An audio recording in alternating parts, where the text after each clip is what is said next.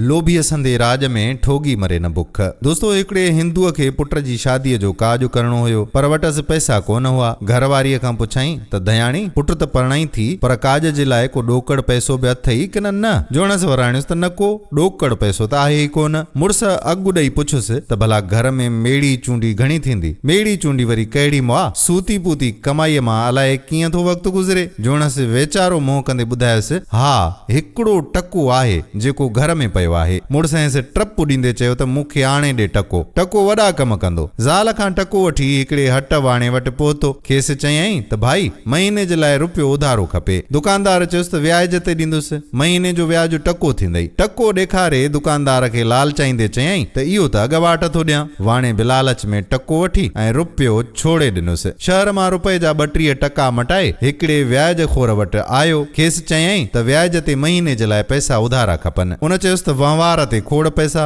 व्याज खोर खेसि ग्राहक सम्झी चयो त रुपए ते टको ॾींदुसि। जेतिरो पाण में व्याज ॾेई सघण जो भूतो भाई ओतिरो कर्ज़ खण। चयईं त व्याज जो निर्ख त वॾो आहे, पर छा कजे, पुट जे काज जे लाइ 30 रुपयनि जी सोढ़ पई आहे। व्याज खोर खे शीशे में लाहिण जे लाइ 30 टका अॻवाट ॾींदे चयईंसि त सीधो बि तोखां खणंदुसि। हीअ वठि 30 टका व्याज वारा, मथियां 2 टका व्याजीअ जे पुट खे ख़र्चीअ तौर ॾिनई। वाणे पुट जी 2 टका ख़र्ची ऐं ॻरो व्याज अॻवाट ईंदे ॾिठो त यकदम खीर लाहे बीह रहियो। झट में 30 रुपया कढी ॾिनईंसि। हिंदुअ पंहिंजे पुट जो काज ॾाढी धूमधाम सां कयो। जॾहिं व्याज ऐं मूड़ी मोटाइण जो वक़्तु आयो त ॿिन्ही व्याजुनि आॾो पेड़ो कढी बीह रहियो। ॿई रड़ंदा रोईंदा रहिया। ॻोठ वारे वाणे खे हिकिड़ो टको ऐं शहर वारे दुकानदार जे पुट खे ख़र्चीअ समेत 32 टका फबिया। इहा ॻाल्हि ॿुधी हिकिड़े सालिक चयो त लोभीअ संदे राज में ठोगी मरे न बुख। मतिलब त जिते लोभी हुजनि उते ठोगी बुख न मरनि। दोस्तों वीडियो पसंद आई हुजे